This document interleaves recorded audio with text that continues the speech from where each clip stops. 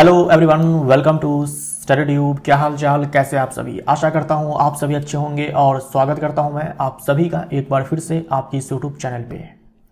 आप सभी को नवरात्रि की बहुत बहुत शुभकामनाएं। आशा करता हूं माता रानी आप सबकी सुने। जो कुछ भी आप जिंदगी में करना चाहते हैं, बनना चाहते हैं, वो सब आपको प्राप्त हो। हम लोग इस वीडियो में रासायनिक अभिक्रिया चैप्टर का पार्ट 2 कवर करेंगे और हम लोगों ने आई थिंक क्वेश्चन नंबर 59 तक कवर किया था पार्ट 1 में। बाकी के सारे क्वेश्चंस हम लोग आज के इस वीडियो में कवर करेंगे। एनसीईआरटी एग्जाम्पलर हम लोग कवर करेंगे और इस पार्ट 2 के साथ ये पूरा चैप्टर आपका रिवाइज हो जाएगा। हम लोग टोटल इस चैप्टर में जो है 125 एमसीक्यूज कवर करेंगे। 125 एमसीक्यूज हम लोग कवर करेंगे। 59 हम लोगों ने पिछले पार्ट में किया था, बाकी के आज के इस पार्ट में होगा। देखो, अब तक ये सारे चैप्टर्स हमारे कंप्लीट हुए हैं, यानी क्लास 9th हमारा पूरा हो चुका है। क्लास 9th में जो केमिस्ट्री के चैप्टर्स पढ़ने हैं, 4 चैप्टर्स पढ़ने हैं, 1, 2, 3, 4, ये चारों हमारे कंप्लीट हो चुके हैं। ये चैप्टर हमें पढ़ना है क्लास 10th में। पहला चैप्टर ही है केमिकल रिएक्शंस एंड इक्वेशंस। ये सारे पीडीएफ जो है मैंने अपलोड कर दिए हैं। ये देख लो, फ्री स्टडी मटेरियल है। ऐप में लॉगिन करने के बाद जो है आपको इस वाले सेक्शन में जाना है, आपको ये सारे पीडीएफ वहां पर मिल जाएंगे। तो अगर आप डाउनलोड करना चाहते हैं तो आप जो है इन सारे पीडीएफ को ऐप पर डाउनलोड कर सकते हो। ऐप का लिंक आपको वीडियो के डिस्क्रिप्शन बॉक्स में मिल जाएगा। जो लोग ऑफर की बात कर रहे थे कि डिस्काउंट कब मिलेगा, ऑफर कब आएगा, तो देखो 26 तारीख से जो है आप 30% डिस्काउंटेड प्राइस पे जो है आप पीडीएफ हो या फिर कोई कोर्स हो, वीडियो कोर्स हो, वो सारे आप प्राप्त कर सकते हो। जितने जो कुछ भी आपको दिख रहा है ऐप पर पीडीएफ और कोर्स, वो सब जो है आपको 30% डिस्काउंट के साथ जो है आपको मिल जाएगा। ठीक है, 26 सितंबर से आप जो है अवेल कर सकते हो इस ऑफर को और लास्ट जो है 2 अक्टूबर तक है। आपको दिखेगा 9:30 एक कूपन, उस कूपन पे आप क्लिक करना। ये ऑफर जो है, ये कोड जो है अप्लाई हो जाएगा, ये ऑफर जो है आपको मिल जाएगा। तो 26 तारीख से जो है आप डिस्काउंटेड प्राइस पर कोर्स को आप कोर्स में जाकर के एनरोल कर सकते हो या पीडीएफ जो है आप परचेज कर सकते हो। तो 59 तक हम लोगों ने कवर किया हुआ है पार्ट 1 में। आगे हम लोग बढ़ते हैं और क्वेश्चन नंबर 60 से हम लोग स्टार्ट करते हैं। जल के वैद्युत अपघटन में घोल में तनु सल्फ्यूरिक अम्ल डाला जाता है। यह प्रक्रिया को चालकीय बनाता है क्योंकि अम्ल जल को अम्लीय करता है, क्योंकि अम्ल आयनों की आपूर्ति करता है। सी हमारा राइट आंसर हो जाएगा। थोड़ा सा यहाँ पर सवाल जो है थोड़ा सा अटपटा बन गया है, राइट। सवाल यह है कि जल के वैद्युत अपघटन में घोल में हम लोग क्या करते हैं कि तनु सल्फ्यूरिक अम्ल मिलाते हैं। तनु सल्फ्यूरिक अम्ल क्या, आप कोई सा भी अम्ल मिला सकते हो। आप तनु हाइड्रोक्लोरिक अम्ल मिला सकते हो, वो भी चलेगा। ठीक है, बेसिकली हमें आयन से चाहिए होते हैं घोल में।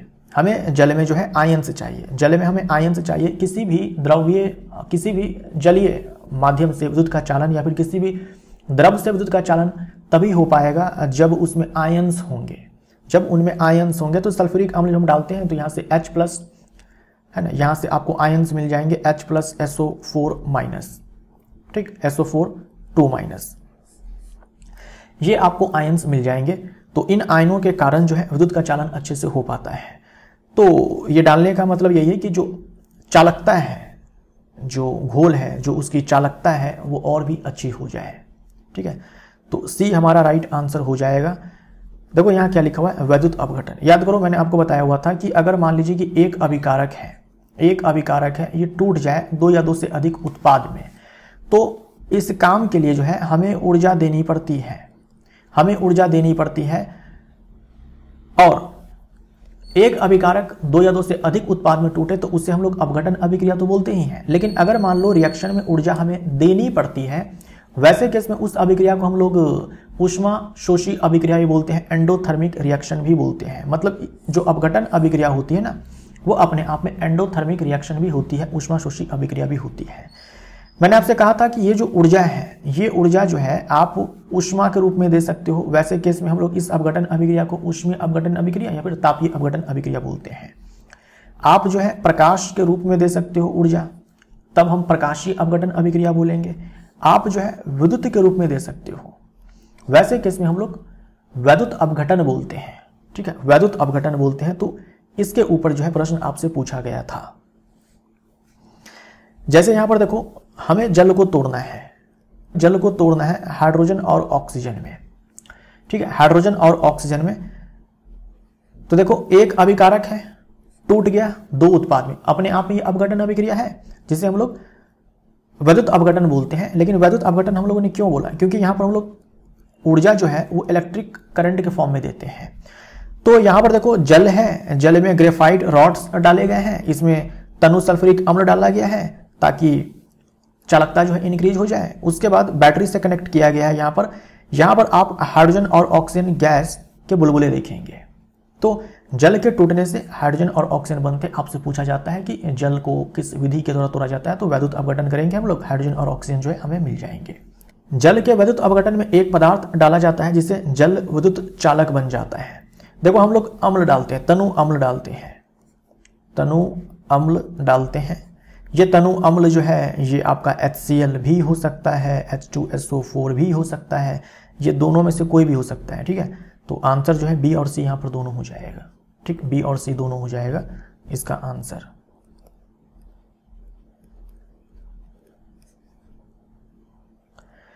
वैद्युत अपघटन के लिए प्रयोग में डाली गई छड़ों को कहते हैं क्योंकि वे विद्युत का संचारी करती है। यहां पर देखो जो हम लोग रॉड डालते हैं, ग्रेफाइट रॉड, तो हम जानते हैं कि जो ग्रेफाइट्स होते हैं विद्युत के सुचालक होते हैं। तो हम लोग यहां पर दो रॉड्स डालते हैं, दोनों ग्रेफाइट के बने होते हैं। हमारा आंसर जो हो जाएगा इलेक्ट्रोड हो जाएगा, इसे हम लोग इलेक्ट्रोड बोलते हैं। ग्रेफाइट के इलेक्ट्रोड्स हम लोग दो डालते हैं, है ना, एक एनोड की तरह काम करता है और एक कैथोड की तरह काम करता है। जल के इलेक्ट्रोलिसिस में दो गैसें बनती हैं जिनमें एक का आयतन दूसरी से 2 गुना होता है। याद रखिएगा, आपके एग्जाम में प्रश्न यहां से पूछा जा सकता है। इलेक्ट्रोलिसिस का मतलब होता है वैद्युत अपघटन, ठीक है। वैद्युत अपघटन को ही हम लोग इंग्लिश में इलेक्ट्रोलिसिस बोलते हैं। इलेक्ट्रो का मतलब होता है इलेक्ट्रिक करंट और लिसिस का मतलब होता है टूटना, इलेक्ट्रिक करंट की मदद से टूटना। तो देखो जल को तोड़ा जाता है, जल को तोड़ा जाता है, जल को तोड़ा जाता है वैद्युत अपघटन से हाइड्रोजन और ऑक्सीजन में, हाइड्रोजन और ऑक्सीजन में। मैं यहां पर बैलेंस्ड केमिकल इक्वेशन लिख रहा हूं, राइट। अब यहां पर देखो आप, ये जो आप बगल में नंबर देखते हो ना, नंबर, ये जो आप यहां पर नंबर देखते हैं, यहां पर कुछ नहीं मतलब 1 है। इसे स्टोइकोमेट्रिक कोएफिशिएंट बोलते हैं। नाम यही भी नहीं भी याद रखो तो कोई दिक्कत नहीं है। लेकिन देखो यहां पर एक महत्वपूर्ण चीज क्या है, ये हमें बताता है कि जल का अगर हम 2 मॉलिक्यूल लेते हैं तो जल के 2 मॉलिक्यूल को तोड़ने पर हाइड्रोजन के 2 मॉलिक्यूल्स बनते हैं और ऑक्सीजन का 1 मॉलिक्यूल बनता है। एक तो आप मॉलिक्यूल वाला कॉन्सेप्ट यहां पर बोल सकते हो, यानी कि अणु। दूसरा आप यहां पर मोल भी बता सकते हो, मोल। जल के 2 मोल से हाइड्रोजन के 2 मोल उत्पन्न होते हैं और ऑक्सीजन का 1 मोल उत्पन्न होता है। यहां पर कुछ नहीं मतलब कि 1। बहुत ही महत्वपूर्ण चीज मैं आपको बता रहा हूं, ध्यान दीजिएगा। दूसरा आप यहां पर वॉल्यूम भी बोल सकते हो कि अगर हम 2 वॉल्यूम लेते हैं जल का तो 2 वॉल्यूम हाइड्रोजन का बनता है और 1 वॉल्यूम किसका बनता है, ऑक्सीजन का बनता है, राइट। 2 वॉल्यूम हम लोग जल का लेते हैं तो 2 वॉल्यूम हाइड्रोजन का बनता है और 1 वॉल्यूम, 1 आयतन ऑक्सीजन का बनता है। तो आप मॉलिक्यूल भी बोल सकते हो, मोल भी बोल सकते हो, वॉल्यूम भी बोल सकते हो। आयतन जो है आपसे आयतन का अनुपात पूछा जा सकता है, मोल का अनुपात आपसे पूछा जा सकता है। अब मुझे बताओ, एक का आयतन दूसरे से 2 गुना है, तो आपको साफ साफ यहां पर दिख रहा है कि अगर 2 वॉल्यूम हाइड्रोजन का बन रहा है तो 1 वॉल्यूम ऑक्सीजन का बन रहा है। तो हम यहां पर बोलेंगे कि हाइड्रोजन का जो आयतन है वो ऑक्सीजन से डबल है। ये हमारा राइट आंसर। ये जो मैंने आपको यहां पर बताया ये आप अच्छे से ध्यान में रखिएगा, ठीक है, कि ये नंबर जो है आपको क्या बताती है। हाइड्रोजन गैस का आयतन इलेक्ट्रोलिसिस में ऑक्सीजन से अधिक होता है। जस्ट अभी हम लोगों ने देखा। जल 2 भाग हाइड्रोजन और 1 भाग ऑक्सीजन से बना है, ये भी सही है। जल जो है 2 भाग हाइड्रोजन और 1 भाग ऑक्सीजन से बना है, बिल्कुल सही है। यहां पर भाग का मतलब वॉल्यूम आप ले सकते हो, ठीक है ना। 2 भाग हाइड्रोजन और 1 भाग ऑक्सीजन। दोनों सही है और जो आर है वो ए की सही व्याख्या है। ए हमारा राइट आंसर हो जाएगा। निम्न में से कौन सी गैस फटफट जैसी ध्वनि के साथ जलती है और पहचान में सहायक होती है? देखो हाइड्रोजन गैस की ये खासियत है कि हाइड्रोजन गैस जलती है पॉप साउंड के साथ, पॉप साउंड के साथ यानी कि फटफट की ध्वनि के साथ। तो बी हमारा राइट आंसर हो जाएगा। निम्न में से कौन सी अभिक्रिया वैद्युत अपघटन का उदाहरण है जिसमें जल विद्युत प्रवाह से घटकों में टूटता है? जल के घटक कौन है? हाइड्रोजन और ऑक्सीजन, यानी कि हाइड्रोजन और ऑक्सीजन में जल टूटता है। यहां पर देखिए तो एक अभिकारक दो उत्पाद में टूट रहा है तो ये अपने आप में अपघटन अभिक्रिया है, कोई शक नहीं। अपघटन अभिक्रिया बोल दो, वियोजन अभिक्रिया बोल दो, बात एक ही है, ये अपघटन अभिक्रिया है। लेकिन हमें मालूम है कि यहां पर हम लोग ऊष्मा देते हैं, हीट देते हैं। हम लोगों ने बात कर लिया हुआ है इस रिएक्शन के बारे में पार्ट 1 में। तो इसे हम लोग क्या बोलेंगे? ऊष्मीय अपघटन अभिक्रिया या फिर तापीय अपघटन अभिक्रिया हम इसको बोलेंगे। ये तो हम लोगों ने जस्ट अभी देखा। यहां पर हम लोग क्या देते हैं भाई? करंट देते हैं। तो बी हमारा राइट आंसर हो जाएगा। यहां पर देखो दो अभिकारक मिलकर एक उत्पाद जो है बना रहे हैं, ये अपने आप में क्या है? संयोजन अभिक्रिया है ना, संयोजन अभिक्रिया है। और ये अपने आप में विस्थापन अभिक्रिया है। इस जिंक ने HCl से H को विस्थापित कर दिया, ये अपने आप में विस्थापन अभिक्रिया है जिसके बारे में हम लोग अभी बात करेंगे। बी हमारा राइट आंसर हो जाएगा। सूर्य के प्रकाश में सिल्वर क्लोराइड का रंग श्वेत से बदलकर कौन से रंग में परिवर्तित हो जाता है? देखो सिल्वर क्लोराइड को जब सनलाइट में रखा जाता है तो सनलाइट से क्या मिलती है भाई? सनलाइट से भी तो एनर्जी ही मिलती है। तो ये सिल्वर और क्लोरीन में टूट जाता है, सिल्वर और क्लोरीन में टूट जाता है। क्लोरीन गैस के फॉर्म में, सिल्वर सॉलिड के फॉर्म में। तो क्या होता है कि सिल्वर क्लोराइड का रंग जो है ये उजले रंग का होता है, अब ये ग्रे कलर का हो जाता है क्योंकि सिल्वर बनता है। तो धूसर बोलेंगे, धूसर को हम लोग इंग्लिश में जो है ग्रे बोलेंगे, ठीक है। सूर्य के प्रकाश में निम्नलिखित में से कौन सी अभिक्रिया होती है जो सिल्वर और क्लोरीन गैस में परिवर्तन करती है? तो आपका आंसर क्या होगा कि सिल्वर क्लोराइड टूट गया सिल्वर और क्लोरीन में, ये प्रकाशीय अपघटन अभिक्रिया है। एक तो ये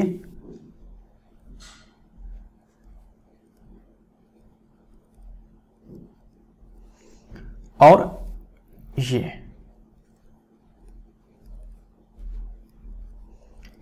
ये दोनों अभिक्रिया जो है आपको पढ़नी है।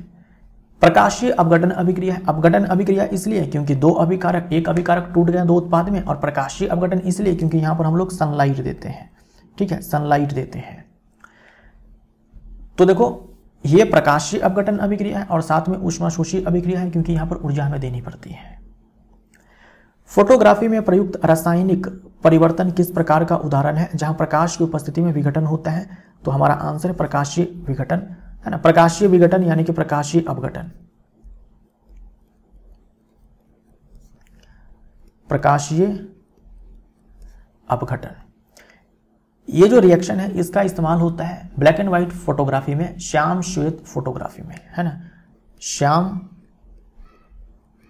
श्वेत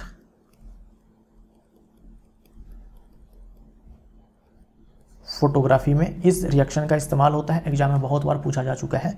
श्याम श्वेत फोटोग्राफी में किस अभिक्रिया का इस्तेमाल होता है? तो इस वाले दोनों अभिक्रिया का इस्तेमाल होता है। यहां पर आप देख सकते हो सूर्य के प्रकाश में श्वेत रंग का सिल्वर क्लोराइड धूसर रंग का हो जाता है क्योंकि प्रकाश की उपस्थिति में सिल्वर क्लोराइड जो है सिल्वर और क्लोरीन में टूट जाता है। तो सिल्वर के बनने के कारण धूसर रंग आता है। यहाँ पर देखो जो सिल्वर क्लोराइड है ये सिल्वर और क्लोरीन में टूट गया सनलाइट में। यहाँ पर सिल्वर ब्रोमाइड है, टूट गया सिल्वर और ब्रोमीन में। ये दोनों अभिक्रियाओं का उपयोग जो है ब्लैक एंड व्हाइट फोटोग्राफी में किया जाता है और खूब सारे प्रश्न जो है यहाँ से पूछे गए हैं, है ना। रेलवे ग्रुप डी के एग्जाम में खास करके 2018 में भी और 22 में भी। सिल्वर ब्रोमाइड सूर्य के प्रकाश में सिल्वर और ब्रोमीन में टूटता है, बिल्कुल सही है। यह अभिक्रिया एक प्रकाशीय अपघटन अभिक्रिया है, ये भी सही है। तो ए हमारा राइट आंसर हो जाएगा। जब बेरियम हाइड्रोक्साइड और अमोनियम क्लोराइड को मिलाया जाता है तो परखनली को छूने पर क्या अनुभव होता है?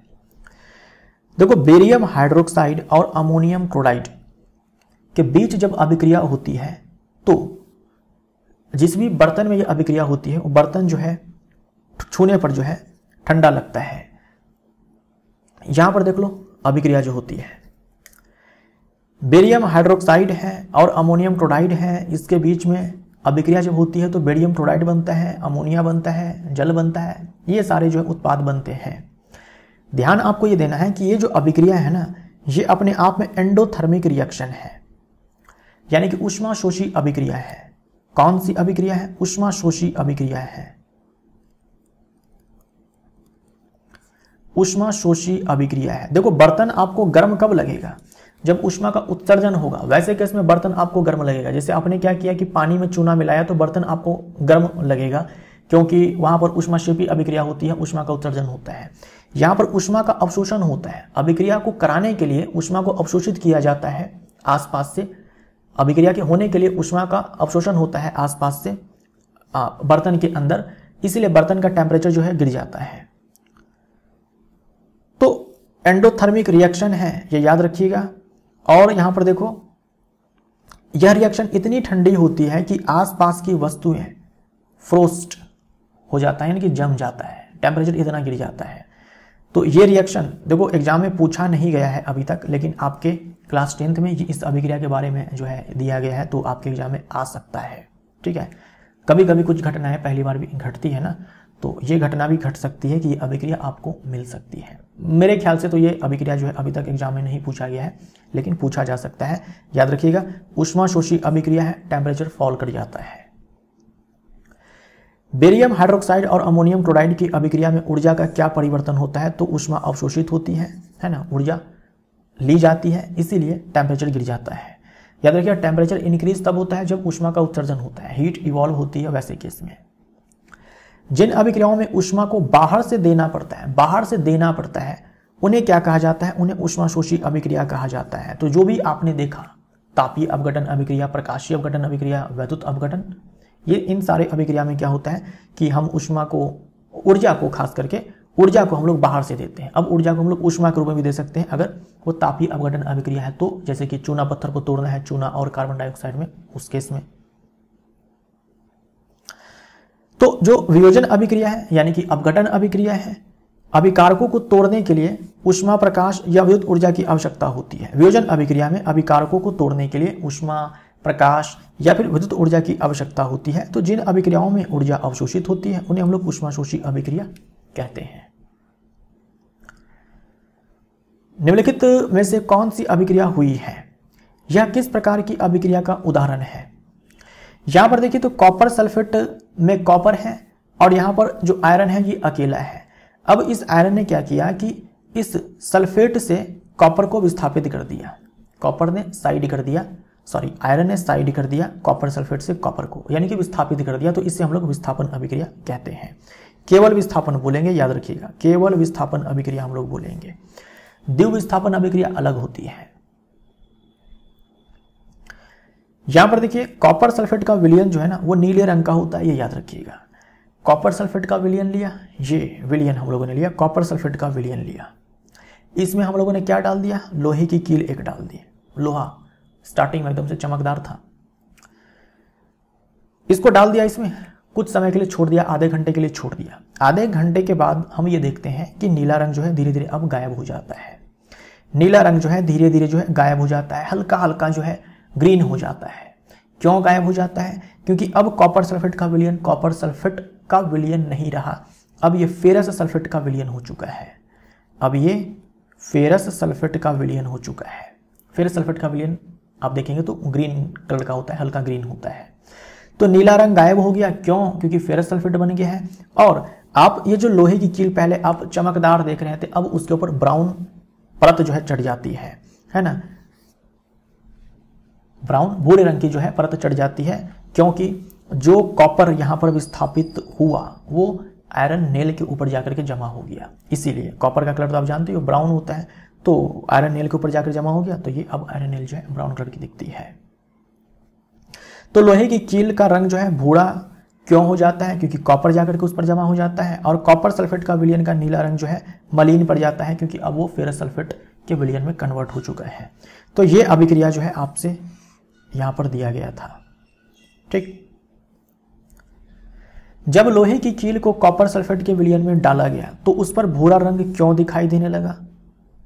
हम बोलेंगे कॉपर सल्फेट जम गया। कॉपर सल्फेट जम गया नहीं, जमा हो गया। कॉपर सल्फेट जमा हो गया। कॉपर सल्फेट जमा हो गया। ए हमारा राइट आंसर हो जाएगा। जब लोहे की कील को कॉपर सल्फेट के विलयन में डाला गया तो उस पर भूरा रंग क्यों दिखाई देने लगा? क्योंकि कॉपर जो विस्थापित होता है ना रिएक्शन में, वो जाकर के कहाँ जमा हो जाता है? इसी लोहे के ऊपर जमा हो जाता है, इसीलिए। कथन है लोहे की कील कॉपर सल्फेट के विलयन में डालने पर भूरी हो जाती है। सही बात है भाई। लोहा कॉपर से अधिक अभिक्रियाशील धातु है, इसीलिए वह कॉपर को विस्थापित कर देता है। यह भी सही है। ए हमारा राइट आंसर हो जाएगा, जो रीजन है असर्शन की सही व्याख्या करता है। यहां पर इस आयरन ने जो कॉपर को विस्थापित कर दिया, भाई आपको विस्थापित कौन कर सकता है? जो आपसे ज्यादा तेज होगा, है ना, जो ज्यादा आपसे रिएक्टिव होगा, एक्टिव होगा। ठीक वही कॉन्सेप्ट है कि इस कॉपर सल्फेट के विलयन से कॉपर को आयरन ने विस्थापित कर दिया, क्योंकि ये जो आयरन है ना, ये ज्यादा रिएक्टिव है कॉपर की तुलना में, इसीलिए। नीचे दी गई अभिक्रिया किस प्रकार की अभिक्रिया को दर्शाती है? यहां भी आप देखो तो कॉपर क्लोराइड है ये। इस कॉपर क्लोराइड से इस लेड ने कॉपर को विस्थापित कर दिया और अपना यहां पर क्लोराइड बनाया है। इससे एक चीज तो ये पता चलता है कि जो ये लेड है ये ज्यादा रिएक्टिव है कॉपर की तुलना में। ये ज्यादा रिएक्टिव है कॉपर की तुलना में। जो ये लेड है ये ज्यादा रिएक्टिव है कॉपर की तुलना में। ठीक, रिएक्टिविटी ऐसे घट रही है, अपने आप में ये विस्थापन अभिक्रिया है। यहां देखो जिंक ने कॉपर सल्फेट के विलयन से जिंक को विस्थापित कर दिया। इससे यह भी पता चलता है कि भाई जो जिंक है ये भी ज्यादा रिएक्टिव है कॉपर की तुलना में। लेड ने भी कॉपर क्लोराइड से कॉपर को विस्थापित किया है, यानी कि लेड भी जो है ज्यादा रिएक्टिव है कॉपर की तुलना में। जब जिंक को कॉपर सल्फेट विलयन में डाला जाता है तो कौन सा पदार्थ ठोस के रूप में प्राप्त होता है? फिर से क्या होगा, जिंक के ऊपर कॉपर सल्फेट जाकर के जमा हो जाएगा। ठोस के रूप में हमें प्राप्त होता है कॉपर। सी हमारा राइट आंसर हो जाएगा। और जो ये विलयन है कॉपर सल्फेट का, ये जिंक सल्फेट के विलयन में कन्वर्ट हो जाएगा। कॉपर को जिंक या लेड विस्थापित कर सकते हैं क्योंकि उनकी कौन सी विशेषता अधिक होती है? तो अभिक्रियाशीलता, रिएक्टिविटी। अब देखो ये टेबल आपको याद रखना बहुत ज्यादा जरूरी है, वरना बहुत सारे प्रश्नों का उत्तर आप नहीं दे पाएंगे, बहुत सारे प्रश्नों का उत्तर आप नहीं कर पाएंगे एग्जाम में। ये रिएक्टिविटी है। रिएक्टिविटी जो है घट रही है। सबसे कम अभिक्रियाशील जो है नीचे वाली धातु है, सबसे अधिक अभिक्रियाशील ऊपर वाली धातु है। अब देखो कॉपर यहां पर है, जिंक यहां पर है, लेड यहां पर है। हर ऊपर वाली धातु नीचे वाली धातु को विस्थापित कर सकती है। जैसे अगर मान लो आप जिंक सल्फेट ले लेते हो, जिंक सल्फेट का आपने विलयन ले रखा है, उसमें आप कॉपर डालते हो, जिंक सल्फेट का विलयन है उसमें आपने कॉपर डाल दिया, तो क्या ये कॉपर जिंक को विस्थापित कर पाएगा? नहीं कर पाएगा। अभिक्रिया के बारे में लिखेंगे कि कोई अभिक्रिया जो है नहीं होने वाली। क्यों? क्योंकि जिंक सल्फेट ज्यादा रिएक्टिव है कॉपर की तुलना में। मैंने आपसे कहा हर ऊपर वाली धातु अपने से नीचे वाली धातु को उसके विलयन से विस्थापित कर सकती है, नीचे वाली धातु ऊपर वाले को विस्थापित नहीं कर पाएगी। इसीलिए ये रिएक्टिविटी आपको इसी ऑर्डर में ध्यान में रखना होगा, किसी भी कीमत पर आपको ध्यान में रखना होगा। अब देखो एक नए टाइप की अभिक्रिया जिसे हम लोग द्विविस्थापन अभिक्रिया बोलते हैं। ये रिएक्शन आपको ध्यान में रखना है। डायरेक्ट एग्जाम में ये अभिक्रिया पूछी जाती है। द्विविस्थापन अभिक्रिया बहुत कम ही आपको पढ़नी है, जो भी आपको पढ़नी है वहां से बहुत सारे प्रश्न पूछे जाते हैं। यहां पर देखो सोडियम सल्फेट का जलीय विलयन लिया जाता है, बेरियम क्लोराइड का जलीय विलयन लिया जाता है। दोनों के बीच में जो अभिक्रिया होती है ना, तो सोडियम क्लोराइड यानी कि नमक पानी का घोल बनता है और उसमें एक अघुलनशील ठोस बनता है बेरियम सल्फेट का, जो कि उजले रंग का होता है। अब ये अपने आप में अवक्षेपण अभिक्रिया भी है और अपने आप में द्विविस्थापन अभिक्रिया भी है। हम इसे द्विविस्थापन अभिक्रिया बोलते हैं। द्विविस्थापन अभिक्रिया की एक खास बात है कि आयनों का आदान प्रदान होता है। ठीक है, आयनों का आदान प्रदान होता है। आयनों का आदान प्रदान होता है, आयंस एक्सचेंज करते हैं। सबसे पहले हम ये जो डालेंगे कंपाउंड लेंगे, इसमें ये जो आयंस है, जैसे सोडियम सल्फेट है, सोडियम सल्फेट जो है ये टूट जाएगा सोडियम केटायन में और सल्फेट एनायन में, सोडियम धनायन और सल्फेट ऋणायन में। ये जो BaCl2 है ये टूट जाएगा बेरियम आयन में और क्लोराइड आयन में। देखो ये आयंस में टूट जाते हैं। उसके बाद देखो क्या होगा, हम लोग आयन का आदान प्रदान क्यों बोलते हैं, इसका जो केटायन है इसके धनायन, इसका केटायन और इसका धनायन और इसका ऋणायन आपस में बॉन्ड बनाएंगे और बन जाएगा यहां पर NaCl। फिर क्या होगा, इसका धनायन इसका ऋणायन आपस में बॉन्ड बनाएंगे और यहां पर बन जाएगा बेरियम सल्फेट। तो ये तो भाई जलीय विलयन के रूप में बनता है सोडियम क्लोराइड यानी कि नमक पानी का घोल जो हम लोग नमक इस्तेमाल करते हैं घर में, और यहाँ पर ये एक अघुलनशील ठोस बनता है, यानी इस नमक पानी के घोल में ये नहीं घुलता है, अवक्षेप के रूप में मिलता है, ठोस के रूप में मिलता है।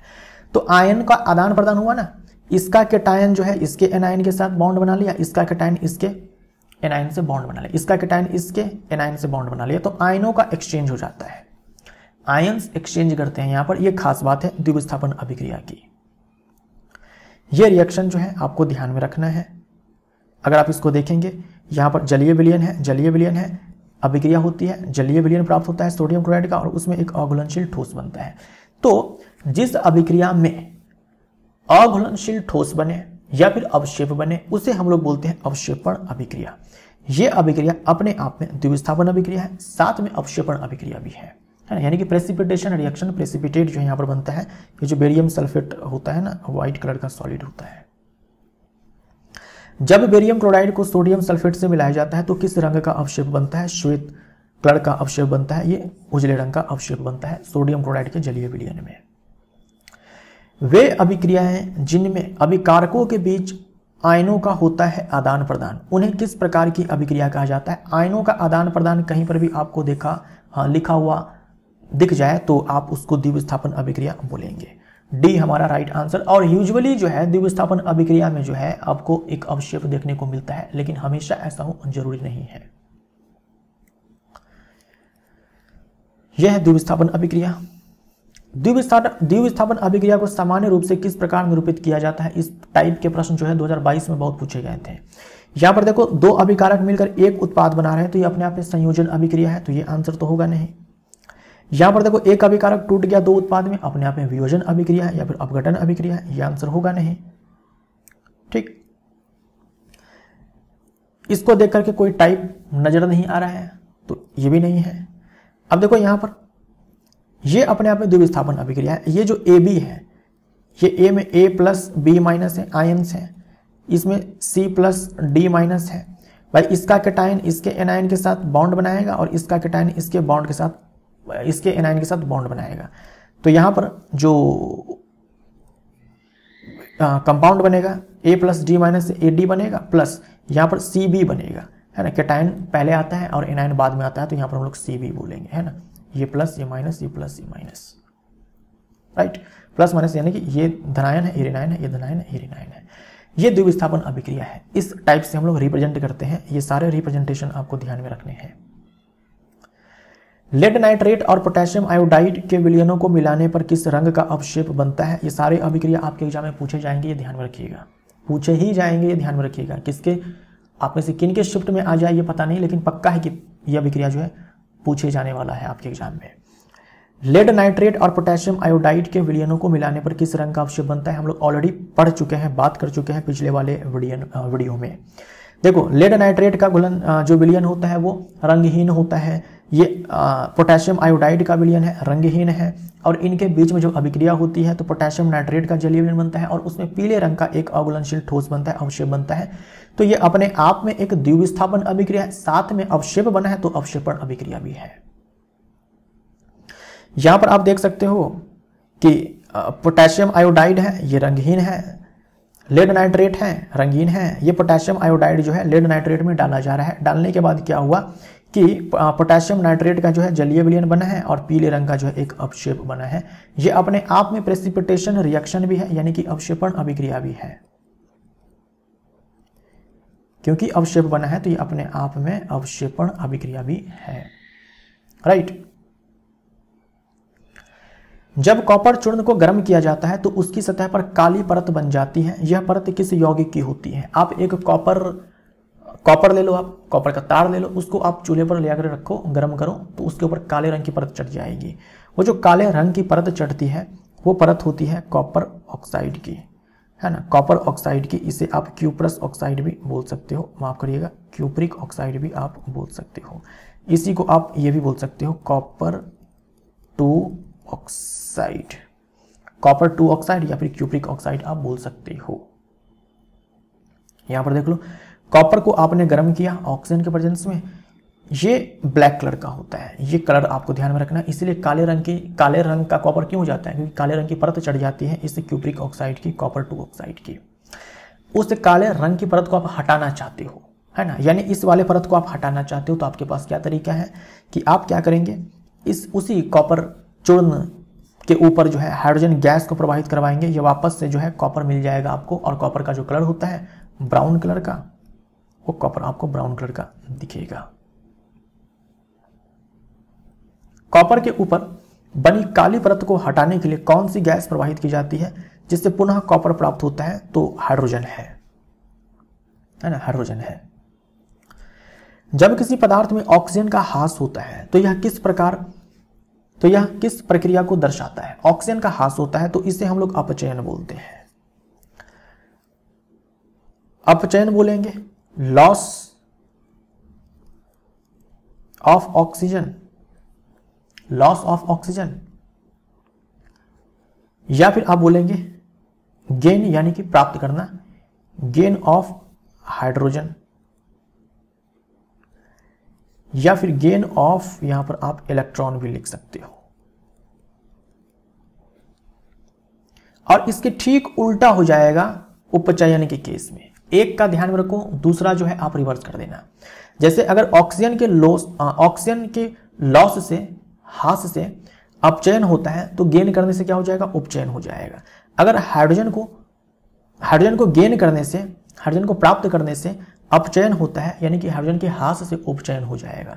इलेक्ट्रॉन को एक्सेप्ट करने से, गेन करने से अगर अपचयन होता है, यानी इलेक्ट्रॉन को छोड़ने से क्या हो जाएगा, निकालने से बाहर उपचयन हो जाएगा। तो ऐसे आपको ध्यान में रखना है। जैसे आप यहां पर देखिए कॉपर से जो है यहां पर कॉपर 2 ऑक्साइड बना है, तो यहां पर देखो ऑक्सीजन की प्राप्ति हुई ना, तो गेन ऑफ ऑक्सीजन है, लॉस ऑफ ऑक्सीजन नहीं है। लॉस ऑफ ऑक्सीजन अपचयन होता है, यहां पर गेन ऑफ ऑक्सीजन है, तो हम बोलेंगे कि कॉपर का क्या हुआ, उपचयन हुआ, क्योंकि यहां पर लॉस थोड़ी हुआ है, गेन हुआ है, ये उपचयन हुआ है, ये उपचयन हुआ है। लेकिन यहां पर देखो क्या हुआ कि लॉस हुआ है, इस वाले केस में लॉस हुआ है। पहले कॉपर के साथ ऑक्सीजन था, अब नहीं है, तो लॉस ऑफ ऑक्सीजन क्या हो जाएगा, अपचयन हो जाएगा,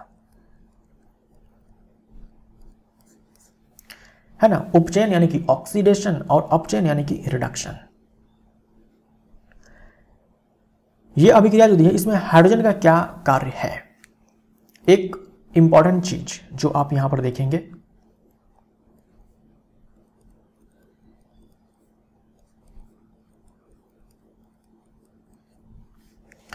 आप यहां पर देखो, जो ये कॉपर के साथ ऑक्सीजन है अब नहीं है ना, तो ये ह्रास हो गया ना, तो क्या हम इसको बोल सकते हैं कि यहां पर ये अपचयन हुआ है, राइट। इस कॉपर ऑक्साइड का क्या हुआ, अपचयन हो गया है। अब यहां पर देखो हाइड्रोजन का क्या हुआ, क्या हम बोल सकते हैं कि हाइड्रोजन में ऑक्सीजन जाकर के जुड़ा है, तो हम हाइड्रोजन को बोल सकते हैं कि इसका उपचयन हुआ है।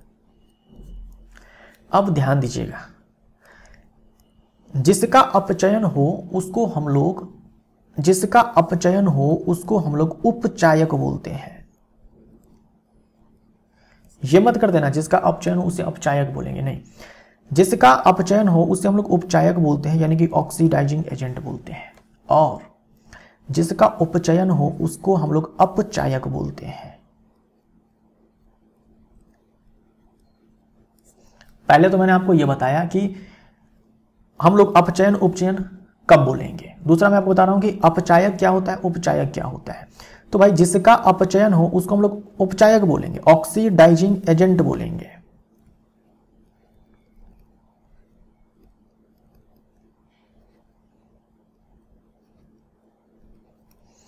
ऑक्सीडाइजिंग एजेंट बोलेंगे, और जिसका उपचयन हो उसे हम लोग अपचायक बोलेंगे, यानी कि रिड्यूसिंग एजेंट बोलेंगे।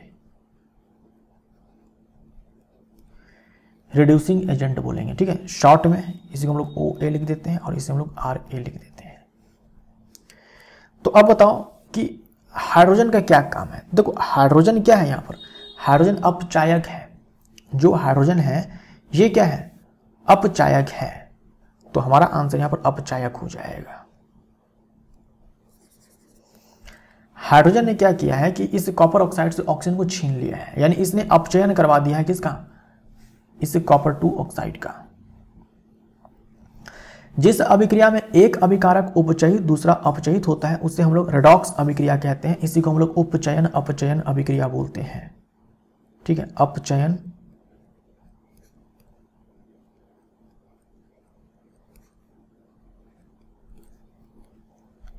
या देखो एक अभिकारक का अपचयन हुआ है दूसरा का उपचयन हुआ है, तो ये भी अपने आप में रेडॉक्स अभिक्रिया है। ये भी अपने आप में रेडॉक्स अभिक्रिया है ना, रेडॉक्स अभिक्रिया है। अगर आप रेडॉक्स लिखेंगे तो यहाँ पर देखो क्या आ रहा है, RED आ रहा है प्लस OX आ रहा है। इसका मतलब रिडक्शन होता है, इसका मतलब ऑक्सीडेशन होता है, इसका मतलब अपचयन होता है, इसका मतलब उपचयन होता है, इसीलिए अपचयन उपचयन है। तो देखो अपचयन हुआ, कॉपर ऑक्साइड का उपचयन हुआ, हाइड्रोजन का जिसका उपचयन हो जाएगा उससे हम लोग रिड्यूसिंग एजेंट बोलेंगे, अपचायक बोलेंगे, और जिसका अपचयन होगा उससे हम लोग उपचायक बोलेंगे, ऑक्सीडाइजिंग एजेंट बोलेंगे। जिंक ऑक्साइड और कार्बन के बीच में अभिक्रिया होती है तो यहां पर देखो कि जिंक बनता है और यहां पर कार्बन मोनोऑक्साइड बनता है। निम्न में से कौन अपचयित हो रहा है, निम्न में से कौन अपचयित हो रहा है।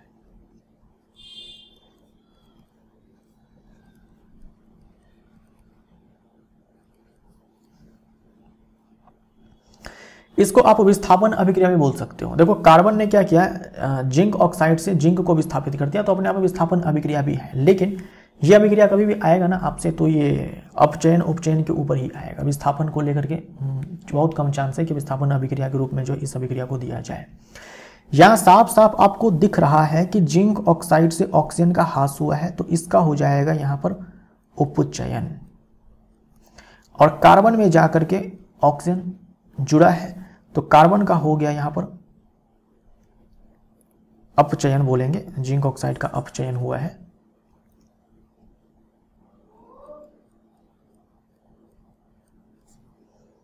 और इसका हो जाएगा उपचयन। अब बताओ कि जो ऑक्सीडाइजिंग एजेंट है वो कौन सा है और रिड्यूसिंग एजेंट वो कौन सा है। भाई जिसका अपचयन हो उसको हम लोग ऑक्सीडाइजिंग एजेंट बोलेंगे। तो ऑक्सीडाइजिंग एजेंट जो है जिंक ऑक्साइड है, और जिसका उपचयन हो उसको हम लोग अपचायक बोलेंगे, रिड्यूसिंग एजेंट बोलेंगे। तो कार्बन जो है रिड्यूसिंग एजेंट है। वैसे ये अभिक्रिया जो है महत्वपूर्ण भी है। कार्बन जो है यहाँ पर यूजुअली कोक के फॉर्म में लिया जाता है जिंक धातु को उसके ऑक्साइड से प्राप्त करने के लिए। जिंक धातु को इसके ऑक्साइड से प्राप्त करने के लिए हम लोग कार्बन के साथ रिडक्शन करवाते हैं, अपचयन करवाते हैं। तो अपचयित हो रहा है कौन, तो जिंक ऑक्साइड अपचयित हो रहा है। ये अभिक्रिया जो है आपको पढ़नी है, ये अभिक्रिया ध्यान में रखिएगा। कौन उपचयित हो रहा है इस अभिक्रिया में, कौन उपचयित हो रहा है। यहां पर देखो तो मैंगनीज डाइऑक्साइड से ऑक्सीजन का ह्रास हुआ है, तो हम बोलेंगे कि मैंगनीज डाइऑक्साइड अपचयित हो चुका है इस मैंगनीज क्लोराइड में। हमसे उपचयन के बारे में पूछा है कि भाई किसका उपचयन हो रहा है। आप यहां पर देखो हाइड्रोक्लोरिक एसिड से हाइड्रोजन का ह्रास हुआ है, क्लोरीन बना है। तो हाइड्रोजन का ह्रास, loss of hydrogen, loss of hydrogen जो है यहां पर मैंने आपको बताया था loss of gain of hydrogen अपचयन होता है, तो लॉस ऑफ हाइड्रोजन क्या हो जाएगा, उपचयन हो जाएगा। उपचयित हो रहा है तो हम बोलेंगे HCl, है ना। ये हो गया आपका ऑक्सीडेशन, ये हो गया आपका रिडक्शन, ठीक है, रिडक्शन, और ये हो गया ऑक्सीडेशन।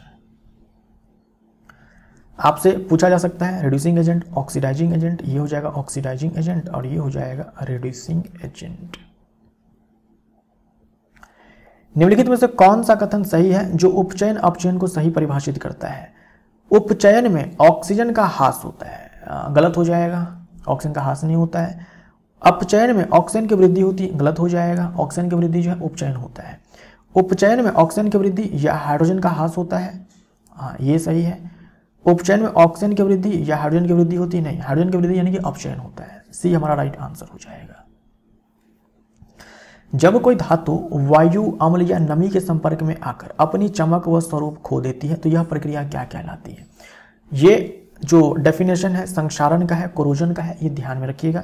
संक्षारण का है, कोरोजन का है। जब कोई धातु वायु है, अम्ल है, नमी है के संपर्क में आती है तो अपनी चमक, अपनी स्वरूप खो देती है, यह प्रक्रिया क्या कहलाती है? जैसे कि जंग लगना। लोहा बिल्कुल जब नया होता है, बिल्कुल ही उसका संक्षारण नहीं हुआ होता है तो बिल्कुल ही चमकदार होता है, लेकिन धीरे धीरे आप उसको छोड़ दो लंबे समय के लिए नम वायु में, है ना, जहाँ नमी है, मॉइस्चर है, ऑक्सीजन है, उसमें छोड़ दो। आप देखेंगे उसके ऊपर ब्राउन कलर की जो है रेडिश ब्राउन कलर की परत चढ़ जाती है, जिसे हम लोग जंग बोलते हैं। तो जंग लगना अपने आप में संक्षारण है। जंग लगने के बाद क्या होता है? चमक गायब है, चमक गायब हो जाती है, धीरे धीरे वो जो लोहा है कमजोर भी हो जाता है। तो जब कोई धातु वायु है, अम्ल है, नमी के संपर्क में आकर अपनी चमक खो देता है तो इस प्रक्रिया को हम लोग संक्षारण कहते हैं। और जो संक्षारण करता है उसे हम लोग संक्षारक कहते हैं। जैसे कि वायु, नमी, ये सब संक्षारक हो जाएंगे। अम्ल है, क्षार है, ये सब संक्षारक होते हैं। निम्न में से कौन सा कथन सही है संक्षारण से संबंधित? चांदी पर काली परत और तांबे पर हरी परत चढ़ती है, ये अपने आप में संक्षारण का उदाहरण है। ठीक है, जैसे लोहे पर जंग लगने की प्रक्रिया को संक्षारण कहते हैं। यहां पर आप देख लो, लोहे पर जंग लगना, ये लोहे के ऊपर जो ऐसे जंग लग जाता है इसे हम लोग रस्टिंग बोलते हैं, और ये भी अपने आप में संक्षारण है। ये सब संक्षारण का उदाहरण है ना। रस्ट का फॉर्मूला ये होता है, फेरिक ऑक्साइड है ये, ठीक, हाइड्रेटेड फेरिक ऑक्साइड है। चांदी के ऊपर काले रंग की परत चढ़ जाती है, क्यों भाई? चांदी वैसे तो कम रिएक्टिव है, चांदी जो है बहुत कम रिएक्टिव है, लेकिन वायु में जो हाइड्रोजन सल्फाइड है उसमें सल्फर है, सल्फर के साथ कंबाइन करके यहाँ पर सिल्वर सल्फाइड बनता है, और ये जो काले रंग की परत चढ़ती है एक्चुअली में काले रंग की पदार्थ होती है सिल्वर सल्फाइड की। ऐसे जो तांबा होता है वो हरा पड़ने लगता है, वो हरा पड़ने लगता है बेसिक कॉपर कार्बोनेट के कारण। ये है बेसिक कॉपर कार्बोनेट, ये तो कॉपर कार्बोनेट है। और बेसिक क्यों बोलते हैं? क्योंकि यहाँ पर OH है। ये सारी की सारी अभिक्रियाएं जो है रिडॉक्स रिएक्शन है अपने आप में, और ये सब एग्जाम्पल किसका है? ये सब एग्जाम्पल है संक्षारण का।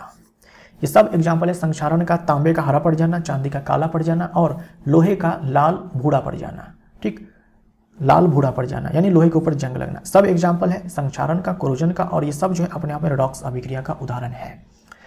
तांबे के ऊपर हरे रंग की परत क्यों चढ़ती है, चांदी के ऊपर काली रंग की परत क्यों चढ़ती है, और लोहे में जंग क्यों लगता है, ये सब आपको पता होना चाहिए।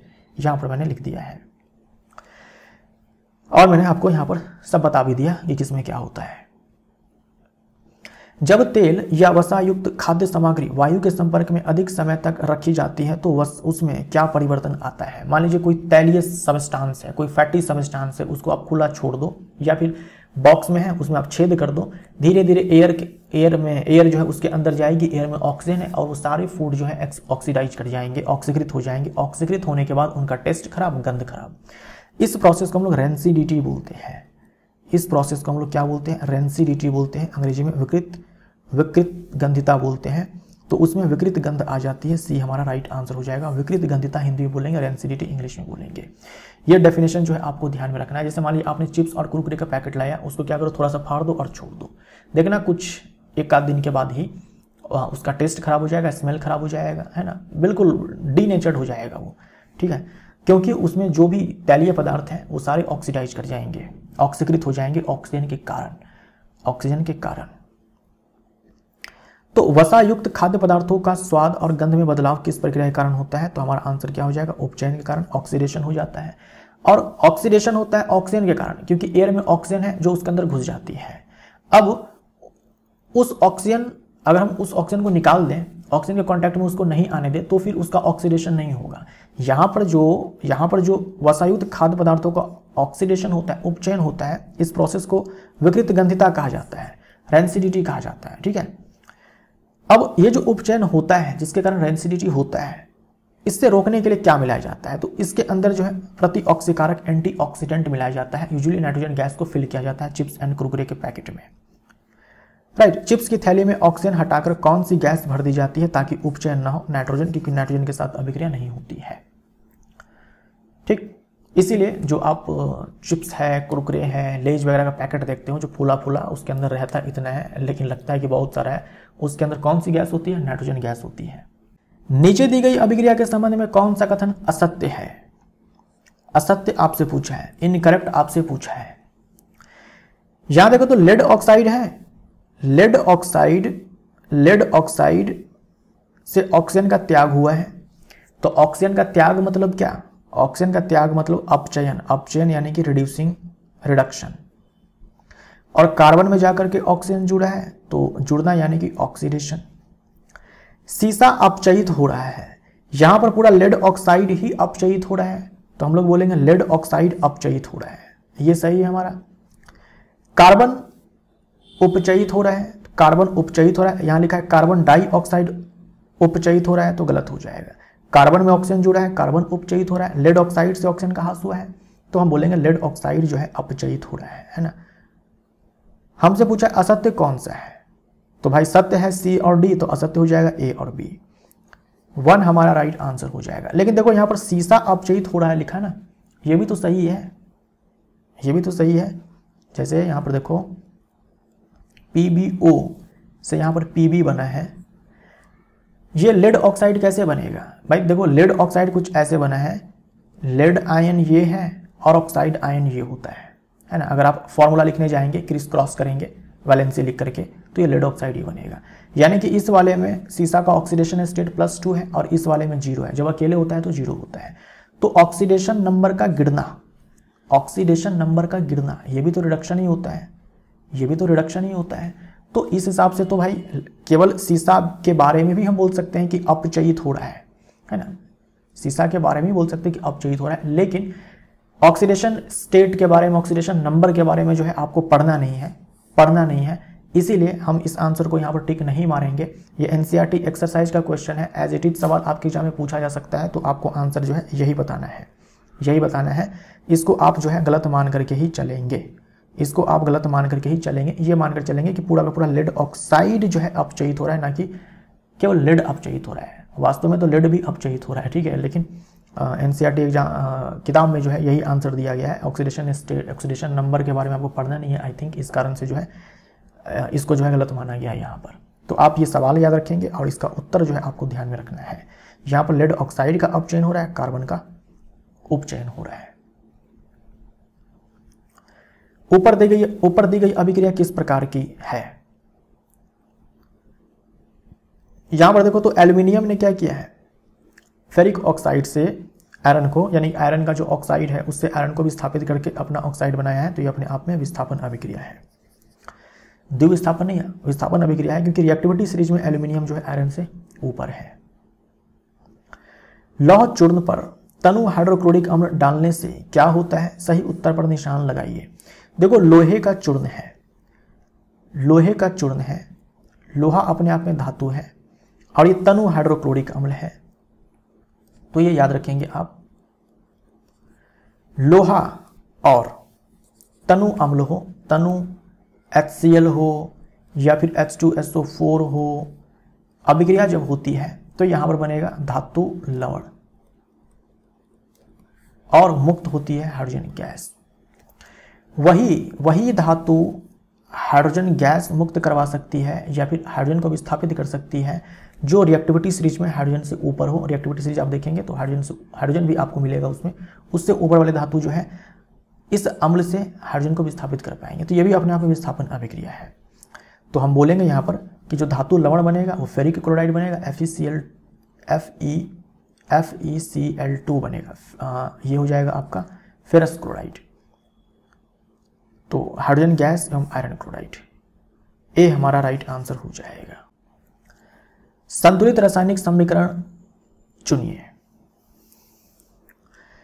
यहां पर देखो 2 हाइड्रोजन के परमाणु हैं और 2 यहां पर है, टोटल 4 हो गए ना, और यहां पर भी 4 है। यहां पर आप देखिए तो नाइट्रोजन का 1 एटम है, यहां पर नाइट्रोजन का 2 एटम है, नाइट्रोजन का यहां पर 2 एटम है, ऑक्सीजन का देख लो, यहाँ पर ऑक्सीजन का देख लो तो 6 ऑक्सीजन के एटम्स यहाँ पर हो गए और 2 यहाँ पर, 6 2 8 हो गया। यहाँ पर देख लो तो 3 और 2 6 हो गया और 2 यहाँ पर है, तो ये भी 8 हो गया, और कैल्शियम एक यहाँ पर, कैल्शियम एक यहाँ पर है, तो ए हमारा राइट आंसर हो जाएगा। बाकी सारे आप चेक कर लेना, गलत आपको मिलेगा। जैसे यहाँ पर देख लो ऑक्सीजन के 3 परमाणु हैं और 2 परमाणु यहाँ पर है, टोटल 5 हो गए। यहाँ पर देख लो तो ऑक्सीजन के 6 परमाणु यहाँ पर है और एक यहाँ पर 7 हो गए, तो ये गलत हो जाएगा, ऑक्सीजन बैलेंस्ड नहीं है। यहाँ पर भी सेम फंडा है, ऑक्सीजन के 3 परमाणु, यहाँ पर 5 हो गए, यहाँ पर 6 हो गए, गलत हो जाएगा। हर एक तत्व का परमाणु जितने लेफ्ट हैंड साइड में उतने ही राइट हैंड साइड में होनी चाहिए। यहाँ पर देखो आप 2 हाइड्रोजन के एटम्स हैं यहाँ पर और 2 यहाँ पर, 4 हो गए, और यहाँ पर 2 है, तो हाइड्रोजन जो है बैलेंस्ड नहीं है। एक भी अगर अनबैलेंस्ड है तो पूरा केमिकल इक्वेशन ही अनबैलेंस्ड कहलाएगा। ए हमारा राइट आंसर हो जाएगा। अब हमारे शुरू होते हैं एग्जाम्पलर के क्वेश्चंस। निम्नलिखित में से कौन सा एक भौतिक परिवर्तन नहीं है?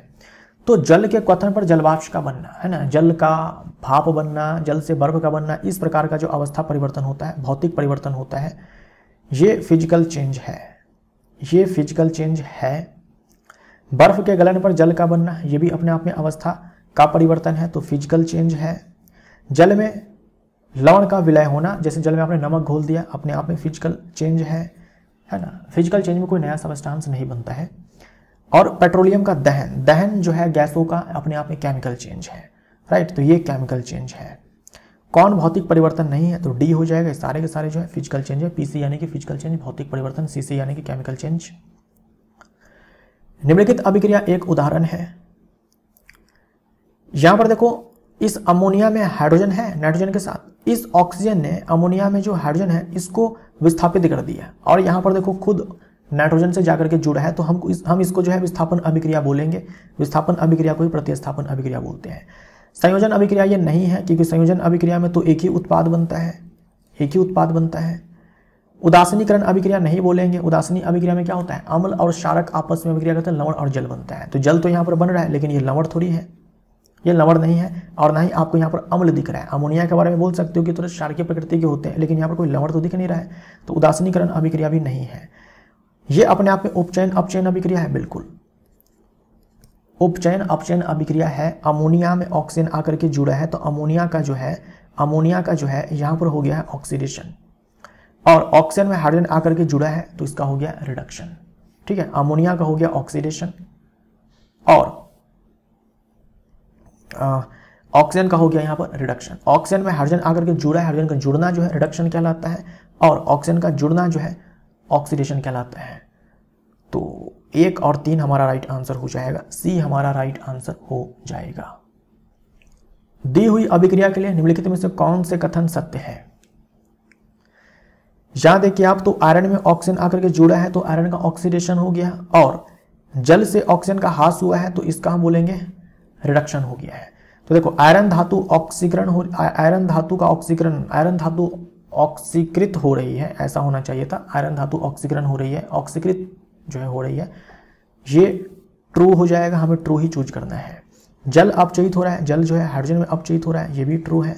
जल अपचायक के रूप में कार्य कर रहा है। देखो इसका हो रहा है ऑक्सीडेशन और इसका हो रहा है रिडक्शन, तो जिसका ऑक्सीडेशन हो उससे हम लोग रिड्यूसिंग एजेंट बोलते हैं। रिड्यूसिंग एजेंट क्या है यहाँ पर, ये आयरन है, और जिसका रिडक्शन हो इससे हम लोग ऑक्सीडाइजिंग एजेंट बोलते हैं। तो जल जो है यहाँ पर ऑक्सीडाइजिंग एजेंट है। जल अपचायक के रूप में कार्य कर रहा है, नहीं, जल तो उपचायक के रूप में कार्य कर रहा है। जल ऑक्सीकारक के रूप में कार्य कर रहा है, बिल्कुल ये सही है ना, ये ट्रू है। तो 1 2 4, 1 2 4, सी हमारा राइट आंसर हो जाएगा। एग्जाम्पलर के क्वेश्चन जो है थोड़े अच्छे लेवल के होते हैं, तो इसको जो है ध्यान से सॉल्व करना होगा। निम्नलिखित में से कौन से प्रक्रम ऊष्माक्षेपी है? ऊष्माक्षेपी उसको बोलते हैं जिसमें ऊर्जा का उत्सर्जन होता है, जिसमें ऊर्जा का उत्सर्जन होता है। तो बिना बूझे चूने के साथ जल की अभिक्रिया, आपने बिना बूझा चूना लिया यानी कि कैल्शियम ऑक्साइड लिया, जल के साथ अभिक्रिया करवाया, बर्तन गर्म हो जाता है, बुलबुले भी आने लगते हैं क्योंकि ऊष्मा का उत्सर्जन होता है। तो अपने आप में ऊष्माक्षेपी अभिक्रिया ये है। जब आप जल में अम्ल डालेंगे तो भी आप देखेंगे कि तापमान बढ़ रहा है। तो जो डाइल्यूशन ऑफ एसिड होता है, मतलब अम्ल को आप पानी में डालेंगे, वैसे केस में भी तापमान बढ़ता है। जल का वाष्पीकरण, अब जल के वाष्पीकरण में क्या होता है, जल भाप में कन्वर्ट होता है, जल भाप में कन्वर्ट होता है, उसके लिए हम ऊर्जा देते हैं, ऊर्जा देते हैं। तो यहां पर जो है ये ऊष्माक्षेपी नहीं होगा, ऊष्माशोषी होगा। ऐसे ही आपको कपूर का ऊर्ध्वपातन करवाना है, कपूर को जब आप ऊष्मा देंगे, हीट देंगे, तो वो गैस में कन्वर्ट हो जाएगा। तो यहाँ भी हम हीट देते हैं, यहाँ भी हीट देते हैं, यहाँ भी हीट देते हैं, तो ये अपने आप में क्या है, ऊष्माशोषी है, ऊष्माशोषी अभिक्रिया है, यानी कि एंडोथर्मिक रिएक्शन है, ठीक है। और इन दोनों को हम क्या बोलेंगे, एक्सोथर्मिक रिएक्शन है, यानी कि ऊष्माक्षेपी अभिक्रिया है ना, एक्सोथर्मिक रिएक्शन है। 1 और 2, ए हमारा राइट आंसर, ए हमारा राइट आंसर। 25 मिलीलीटर जल युक्त ABC के रूप में चिन्हित 3 बीकर दिए गए हैं। देखो 3 बीकर दिया गया है, 1 2 3, सारे में क्या है, 25 ml पानी है, सारे में 25 ml पानी है। 25 ml जो है सब में क्या है कि जल है ना, 25 ml जल, 25 ml जल। ये A, ये B, ये C। कुछ मात्रा में सोडियम हाइड्रोक्साइड, इसमें जो है कुछ मात्रा में सोडियम हाइड्रोक्साइड मिलाया गया, इसमें जो है कॉपर सल्फेट मिलाया गया, और इस वाले में जो है सोडियम क्लोराइड मिलाया गया। यह प्रेक्षित किया गया, यानी कि ऑब्जर्व किया गया कि A तथा B के विलयनों के ताप में वृद्धि हुई है। यानी इसमें देखा गया कि टेम्परेचर बढ़ा है, A और B में, इसमें टेम्परेचर बढ़ा है, इसमें टेम्परेचर बढ़ा है, और इसमें टेम्परेचर देखा गया कि गिरा है। तापमान मान लो कि इसमें जो है टेम्परेचर को मेजर करने वाले डिवाइस को जो है डाला गया है, तो देखा गया कि टेम्परेचर जो है, मान लो थर्मामीटर इसमें डाला गया, देखा गया कि थर्मामीटर में टेम्परेचर थोड़ा बढ़ा है, लेकिन इस वाले में गिरा है। सी के विलयन में ताप में कमी हुई। निम्नलिखित में से कौन सा या कौन से कथन सत्य है? देखो, ताप में वृद्धि कब होती है? जब ऊर्जा का उत्सर्जन होता है या फिर ऊष्मा का उत्सर्जन होता है, यानी कि ऊष्माक्षेपी अभिक्रिया में, ऊष्माक्षेपी अभिक्रिया में। और ताप गिरेगा कहां पर? ऊष्माशोषी अभिक्रिया में। ऊष्माशोषी में ताप गिरेगा। इस अभिक्रिया को होने के लिए जो ऊष्मा चाहिए वो आसपास से लिया जाता है, जिससे आसपास का टेम्परेचर गिर जाता है। तो हम बोलेंगे आसपास, मतलब कि हम विलयन की बात कर रहे हैं, यहां पर जल की बात कर रहे हैं, तो हम बोलेंगे कि बीकर ए तथा बी में ऊष्माक्षेपी क्रम संपन्न हुआ है। सही है। बीकर सी में ऊष्माशोषी क्रम, आई थिंक प्रक्रम होना चाहिए, प्रक्रम संपन्न हुआ है, क्रम नहीं प्रक्रम। Typing mistake, I think typing mistake. 1 और 4, ठीक, 1 और 4 ये गलत है, ये गलत है, ये ध्यान में रखिएगा, ठीक है, ये ध्यान में रखिएगा कि ऊष्माक्षेपी में टेम्परेचर इंक्रीज होगा, ऊष्माशोषी में टेम्परेचर गिरेगा। अम्लीय परमैंगनेट विलयन युक्त एक बीकर में फेरस सल्फेट, अम्लीय परमैंगनेट विलयन युक्त एक बीकर में फेरस सल्फेट का तनु विलयन धीरे धीरे मिलाया गया। देखो, एक बर्तन लिया गया है, विलयन है किसका? अम्लीय परमैंगनेट विलयन युक्त। अम्लीय परमैंगनेट विलयन युक्त, देखो परमैंगनेट हम लोग बोलते हैं KMnO4 को, इसको परमैंगनेट बोलते हैं, लेकिन अम्लीय बोला है, मतलब साथ में कुछ अम्ल भी है। एक तो इसमें पानी है, पानी में जो है, पानी में मिलाया गया है H2SO4 प्लस पोटेशियम परमैंगनेट, इसी को बोलते हैं अम्लीय परमैंगनेट, इसी को बोलते हैं, यानी परमैंगनेट लेना है और साथ में कोई अम्ल जो है ऐसे ले लेना, इसी को अम्लीय परमैंगनेट बोलते हैं। और देखिए, ये जो पोटेशियम परमैंगनेट होता है ना, ये स्ट्रॉन्ग ऑक्सीडाइजिंग एजेंट होता है, स्ट्रॉन्ग ऑक्सीडाइजिंग एजेंट होता है, और इसका जो कलर होता है ना वो पर्पल होता है। ये भी आपको ध्यान में रखना है, जामुनी रंग का होता है, बैंगनी रंग का होता है, बोल सकते हो। अब इसमें क्या है कि फेरस सल्फेट का तनु विलयन धीरे धीरे मिलाया जाता है, यानी एक विलयन है जिसमें क्या घुला हुआ है, ये मान लीजिए कि एक विलयन है जिसमें क्या घुला हुआ है, इसमें घुला हुआ है फेरस सल्फेट FeSO4, और ये विलयन कैसा है भाई? पर्पल कलर का है, क्योंकि इसमें क्या है? पोटेशियम परमैंगनेट है जिसका कलर पर्पल कलर का होता है। ये फेरस सल्फेट का विलयन है, ये फेरस सल्फेट का विलयन है। जब इसको इसमें डाला जाता है धीरे धीरे तो देखा ये जाता है कि जामुनी रंग जो है विलयन का, इस वाले विलयन का जामुनी रंग जो है इस पोटेशियम परमैंगनेट के कारण धीरे धीरे गायब होने लगता है। अब बताना है कि सही कौन है। पोटेशियम परमैंगनेट एक ऑक्सीकारक है, ये FeSO4 को ऑक्सीकरण करता है, ऑक्सीकरण करता नहीं ऑक्सीकृत करता है। ये बिल्कुल सही है, यही हमारा सही आंसर हो जाएगा। ये जो है ना पोटेशियम परमैंगनेट, ये एक स्ट्रॉन्ग ऑक्सीडाइजिंग एजेंट है। जब इसको इसमें डाला जाता है तो फेरस सल्फेट जो है ऑक्सीडाइज हो जाता है फेरिक सल्फेट में। ये जो फेरस सल्फेट है जहां इसका ऑक्सीडेशन स्टेट 2 है, फेरिक सल्फेट में जो है ऑक्सीडाइज हो जाता है, जहां इसका जो ऑक्सीडेशन स्टेट है वो 3 हो जाता है, यानी ये बन जाता है Fe2SO4 का होल थ्राइस। ये फेरिक ऑक्साइड हो जाता है, फेरिक ऑक्साइड हो जाता है। और यहां पर जो ये मैग्नीज है इसका ऑक्सीडेशन स्टेट भी चेंज होता है। तो देखो उतना आपको नहीं जानना है, आपको सिंपली याद रखना है कि ये क्या होता है कि जो पोटेशियम परमैंगनेट है ना, जब इसमें आता है तो इसको ऑक्सीडाइज कर देता है और खुद ये पोटेशियम परमैंगनेट जो है रिड्यूस हो जाता है, खुद रिड्यूस हो जाता है, जिसके कारण जो है ये कलर जो है गायब होने लगता है। तो ये हमारा आंसर हो जाएगा।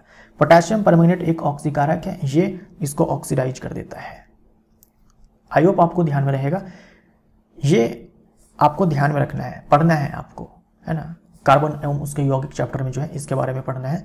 पर्पल कलर का ये होता है, इसका सॉल्यूशन पर्पल कलर का होता है। निम्नलिखित में से कौन सी द्विव विस्थापन अभिक्रिया या अभिक्रियाएं हैं? देखो ये विस्थापन अभिक्रिया है, ये द्विव विस्थापन अभिक्रिया ऑलरेडी हम लोग देख चुके हैं। ये अपने आप में द्विव विस्थापन अभिक्रिया है, ये अपने आप में संयोजन अभिक्रिया है, एक उत्पाद बन रहा है। दहन अभिक्रिया है, केवल दो हमारा राइट आंसर हो जाएगा। और लेड नाइट्रेट पोटेशियम आयोडाइड वाला जो आपने अभिक्रिया देखा वो भी द्विव विस्थापन अभिक्रिया है।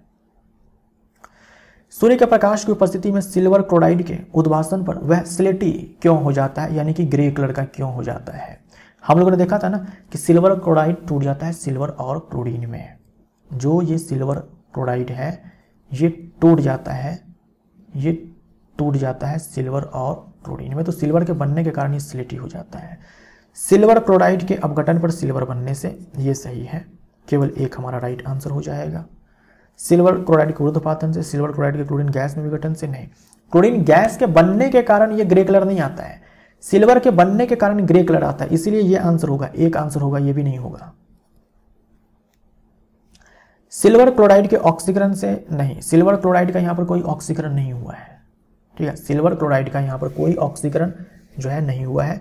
बोलने को आप बोल सकते हो ऑक्सीडेशन स्टेट यहां पर देखते हुए कि सिल्वर का जो है यहां पर अपचयन हुआ है और क्लोरीन का जो है यहां पर उपचयन हुआ है, लेकिन सिल्वर क्लोराइड के ऑक्सीकरण से हुआ है, तो ऐसा कुछ नहीं है। ए हमारा राइट आंसर हो जाएगा।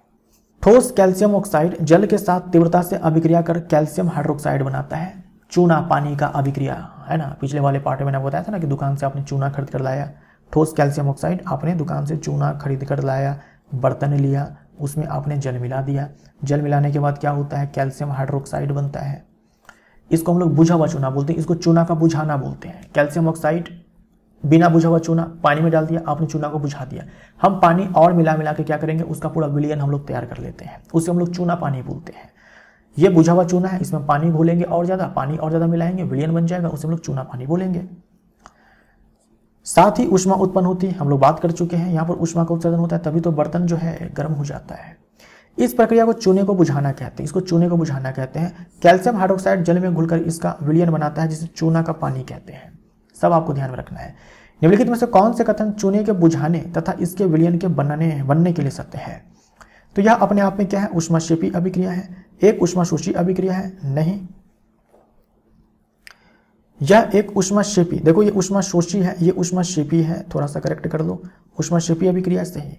अब देखो क्योंकि यहाँ पर ये जो कैल्शियम हाइड्रोक्साइड अपने आप में क्या है, एक क्षारक है, अपने आप में क्षारक है, और जो क्षारक होते हैं उसका पीएच 7 से ज़्यादा होता है। पढ़ेंगे आप अगले वाले चैप्टर में, आपको पता भी होगा पीएच जो है 7 से ज़्यादा होता है ना। जो क्षारक होते हैं जल में घुलने के बाद जो है OH- आयन देते हैं, हाइड्रोक्साइड आयन देते हैं, तो इसके पास OH है ना, ये मिल जाएगा यहाँ से, है ना, ये टूट जाएगा CO2+ और OH- में।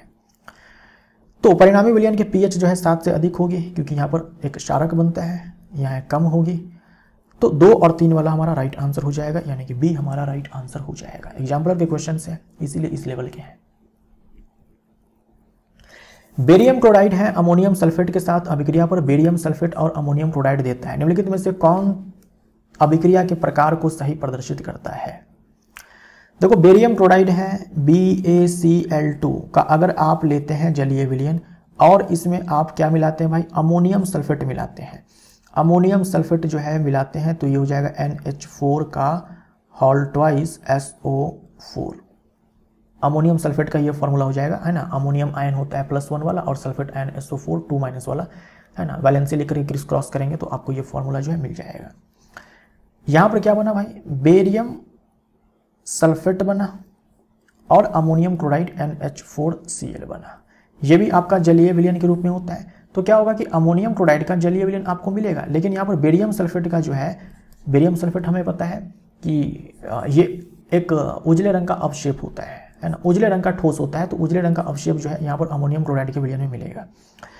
तो ये अपने आप में द्विविस्थापन अभिक्रिया है। 4 हमारा राइट आंसर हो जाएगा। सॉरी यहाँ पर चुनना है ना।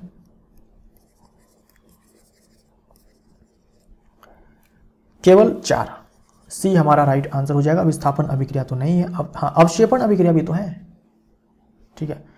यानी कि 4 और 2 दोनों आंसर हो जाएगा भाई। ये भी सही है, ये भी सही है, ये गलत है। 2 और 4 क्योंकि यहां पर अवक्षेप बनता है तो अपने आप में ये अवक्षेपण अभिक्रिया भी है। आयनों का आदान प्रदान होता है, आयनों का आदान प्रदान होता है तो अपने आप में ये द्विविस्थापन अभिक्रिया भी है ना। यहाँ पर बेरियम आयन क्लोराइड आयन, यहाँ पर बनेगा ammonium ion sulphate ion, ion का आदान प्रदान होगा, है ना। इसका कैटायन इसके एनायन के साथ और इसका कैटायन इसके एनायन के साथ, ये दोनों प्रोडक्ट बनेंगे। जल का विद्युत अपघटन एक अपघटन अभिक्रिया है, बात कर चुके हैं, ये हम लोग बात कर चुके हैं। जल का टूटना हाइड्रोजन और ऑक्सीजन में अपने आप में क्या है, एक अपघटन अभिक्रिया है। पूछा है जल के विद्युत अपघटन में मुक्त हुई हाइड्रोजन एवं ऑक्सीजन गैस का मोलर अनुपात है, यानी मोल का अनुपात, मोल का अनुपात है ना। मोल हाइड्रोजन का और मोल ऑक्सीजन का, इसका अनुपात बताइए। इस तरह का प्रश्न कभी भी पूछा जाए, आयतन का अनुपात, मोल का अनुपात, सबसे पहला काम आपको यह करना है कि अभिक्रिया को संतुलित करना है, वरना आंसर गलत हो जाएगा। कितने हाइड्रोजन बनेंगे, कितने ऑक्सीजन बनेंगे, कौन सा प्रोडक्ट कितना बनेगा, सब आप तब बताएंगे जब आप अभिक्रिया को संतुलित कर लेंगे। ये अभिक्रिया संतुलित नहीं है, यहाँ पर 2 हाइड्रोजन का परमाणु है, यहाँ पर 2 हाइड्रोजन का परमाणु है, ये तो ठीक है। लेकिन ऑक्सीजन का यहाँ पर 1 परमाणु है, यहाँ पर 2 परमाणु है। तो हम क्या करेंगे कि संतुलित करेंगे, यहाँ पर 2 से मल्टीप्लाई करेंगे, ऑक्सीजन के 2 परमाणु यहाँ पर हो जाएंगे। लेकिन अब हाइड्रोजन जो है यहाँ पर 4 है, यहाँ पर 2 से मल्टीप्लाई करेंगे। अब आप कर सकते हो, मैंने आपसे थोड़ी देर पहले कहा था ना, ये जो बगल में नंबर होते हैं ना, ये आपके मॉलिक्यूल, मोल, आयतन सबको बताते हैं। तो यहाँ पर हम बोल सकते हैं कि जल का 2 वॉल्यूम बना है और यहाँ पर ऑक्सीजन का 1 वॉल्यूम बना है। तो रेशियो क्या हो जाएगा, 2:1 हो जाएगा। बी हमारा राइट आंसर हो जाएगा, ठीक, बी हमारा राइट आंसर हो जाएगा। आपसे अच्छा मोल का रेशियो पूछा है तो केवल हम लोग 2/1 कर देते हैं। वॉल्यूम का रेशियो पूछेगा तो भी यही अनुपात आएगा, है ना। 2 वॉल्यूम का अगर रेशियो पूछता है तो भी यही अनुपात आएगा, 2:1। तो मोलर रेशियो पूछ दे या फिर वॉल्यूम का रेशियो पूछ दे, आंसर सेम ही आएगा। निम्नलिखित में से कौन सा ऊष्माशोषी प्रक्रम है? सल्फ्यूरिक अम्ल का तनुकरण, तनुकरण मतलब डाइल्यूशन, डाइल्यूशन होता है इंग्लिश में इसका मतलब, है ना, डाइल्यूशन वर्ड बोलते हैं इंग्लिश में। तो डाइल्यूशन का मतलब होता है जल में अम्ल को मिलाना।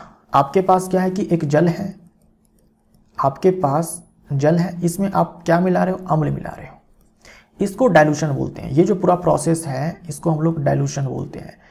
कभी भी हम लोग अम्ल में जल नहीं मिलाते हैं, जल में अम्ल मिलाते हैं, क्योंकि ये अपने आप में एक एक्सोथर्मिक प्रोसेस होता है ना, एक्सोथर्मिक प्रोसेस होता है, एक्सोथर्मिक प्रोसेस से प्रक्रम है, ऊष्मा का उत्सर्जन होता है यहाँ पर, ये सही है।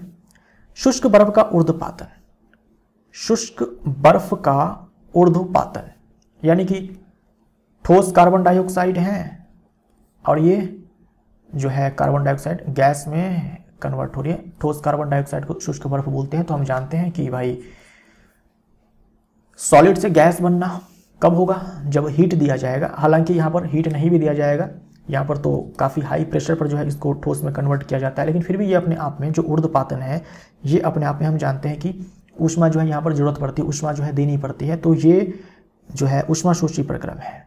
जलवाष्प का संघनन, जलवाष्प का संघनन मतलब क्या हुआ कि आपके पास जल था गैस के फॉर्म में और उसको जो है आपने कन्वर्ट कर दिया लिक्विड के फॉर्म में। तो ऐसा कब होगा भाई, गैस के अणु, गैस के कण के पास ज़्यादा ऊर्जा है, लिक्विड के कण के पास कम ऊर्जा है, तो ऐसे में ऊर्जा जो है कुछ निकलेगी, गैस कुछ ऊष्मा को रिलीज करेगी, तब जाकर के वो गैस जो है लिक्विड में कन्वर्ट होगी। तो यहाँ पर क्या होगा, ऊर्जा जो है मुक्त होगी। जैसे आपकी ये उंगलियां हैं, इसमें जब भाप आकर के टच होता है तो वो लैटेंट हीट को, जो गुप्त ऊष्मा है वो वहाँ पर मुक्त होती है, वो वहाँ पर मुक्त होती है, फिर वो भाप जो है जल बन जाता है और वो जो गुप्त ऊष्मा यहाँ पर निकलती है उसके कारण आपके हाथ, जो आपकी उंगलियां हैं, हाथ जो है ये जलता है। तो ये अपने आप में जो है, ये अपने आप में ऊष्माशोषी प्रक्रम, हमसे क्या पूछा, ऊष्माशोषी प्रक्रम, ऊष्माशोषी प्रक्रम। तो ये ऊष्माक्षेपी है, ये आंसर नहीं होगा, ऊष्माशोषी है, ये ऊष्माक्षेपी है। जल का वाष्पीकरण, वाष्पीकरण यानी कि लिक्विड को गैस में कन्वर्ट करने के लिए ऊष्मा जो है देनी पड़ती है, अगर देनी पड़ती है तो वो ऊष्माशोषी है। 2 और 4 वाला हमारा आंसर हो जाएगा, डी हमारा राइट आंसर हो जाएगा। ठीक, ये जो प्रोसेस है लिक्विड से गैस का बनना, इसमें तो हमें ऊर्जा देनी पड़ती है, इसमें क्या है, ऊर्जा देनी पड़ती है, ऊर्जा देनी पड़ेगी, लेकिन यहां पर ऊर्जा मुक्त होगी, राइट। जलीय पोटेशियम आयोडाइड तथा जलीय लेड नाइट्रेट के मध्य द्वीप विस्थापन अभिक्रिया में लेड आयोडाइड का पीला अवशेष बनता है, हम लोगों ने देखा था। इस प्रक्रिया को करते समय यदि लेड नाइट्रेट उपलब्ध ना हो तो निम्नलिखित में से किस लेड नाइट्रेट के स्थान पर, किसे लेड नाइट्रेट के स्थान पर प्रयुक्त किया जा सकता है। देखो हम लोगों ने पढ़ा कि पोटेशियम आयोडाइड है और लेड नाइट्रेट है, PbNO3 का होल ट्वाइस, ये है। इनके बीच जब अभिक्रिया होती है तो हम लोगों ने देखा कि लेड आयोडाइड का एक पीला अवशेष प्राप्त होता है, ये जलीय विलयन के रूप में है, ये भी जलीय विलयन के रूप में है, लेकिन ये ठोस के रूप में प्राप्त होता है, और पोटेशियम नाइट्रेट का यहाँ पर जलीय विलयन प्राप्त होता है। अब देखो ये जो पीला अवशेष प्राप्त यहाँ पर हुआ है, इसमें देखो क्या सब है, इसमें आपका है लेड आयन, इसमें है लेड आयन और ये आयोडाइड आयन। बोला जा रहा है आपसे कि लेड नाइट्रेट अगर मान लीजिए कि नहीं है, उपलब्ध ही नहीं है, तो आप लेड नाइट्रेट के स्थान पर आप क्या इसमें से इस्तेमाल कर सकते हैं कि वापस से आपको जो है ये पीला अवशेष मिल जाए, क्या इस्तेमाल आप कर सकते हैं। अब देखो पीला अवशेष जो है ये लेड आयोडाइड का है, तो इसमें लेड का होना बहुत ही ज्यादा जरूरी है। पीला अवशेष आया है इस लेड के कारण, तो जो भी आप पदार्थ लेंगे ना वहां से लेड जो है आना चाहिए। अगर मान लीजिए आप लेड सल्फेट लेते हैं, ये घुलेगा ही नहीं, ठीक।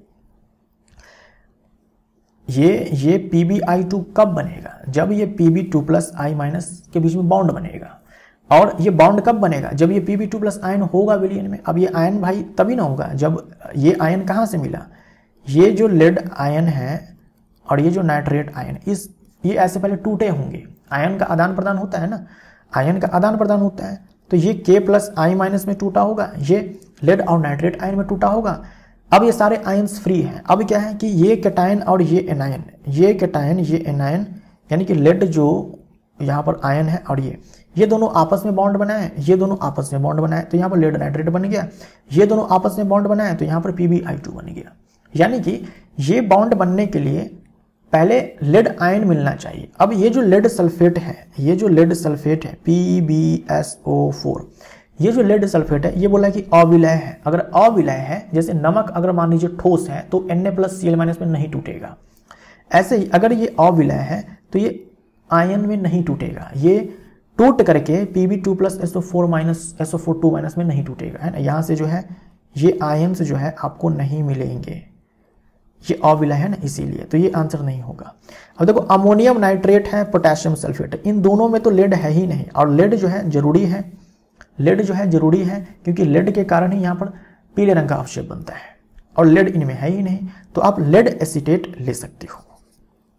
लेड एसीटेट में क्या होगा कि आपको ये लेड आयन मिलेगा और ये एसीटेट आयन मिलेगा, CH3COO- मिलेगा, तो यहाँ से लेड मिल जाएगा, यहाँ से लेड मिल जाएगा, ठीक, और यहाँ से आयोडाइड आयन मिल जाएगा, फिर यहाँ पर लेड आयोडाइड बन जाएगा, ठीक। और यहाँ पर पोटेशियम एसीटेट बन जाएगा, पोटेशियम एसीटेट का जलीय विलयन बन जाएगा। पोटेशियम नाइट्रेट के स्थान पर क्या बन जाएगा, पोटेशियम एसीटेट मिल जाएगा। हाँ, पोटेशियम नाइट्रेट के स्थान पर पोटेशियम एसीटेट जो है यहाँ पर आपको मिलेगा, राइट।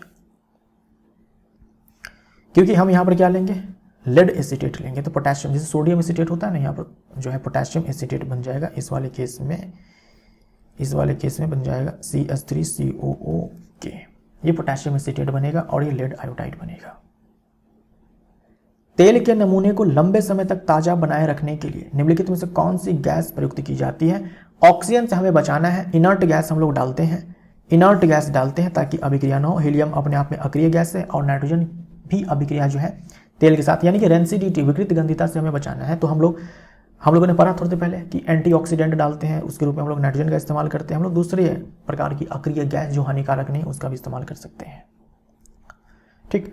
ऑक्सीजन वाले को तो पहले हटा देना है, ऑक्सीजन वाले को पहले हटा देना है। कार्बन डाइऑक्साइड के साथ भी अभिक्रिया हो सकती है, उसमें ऑक्सीजन है, राइट।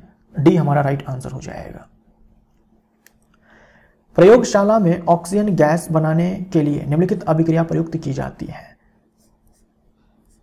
देख लो यहाँ पर पोटेशियम क्लोरेट है जो पोटेशियम क्लोराइड और ऑक्सीजन में टूटा है। यहाँ पर निम्नलिखित में से कौन सा कथन अभिक्रिया के संदर्भ में सही है।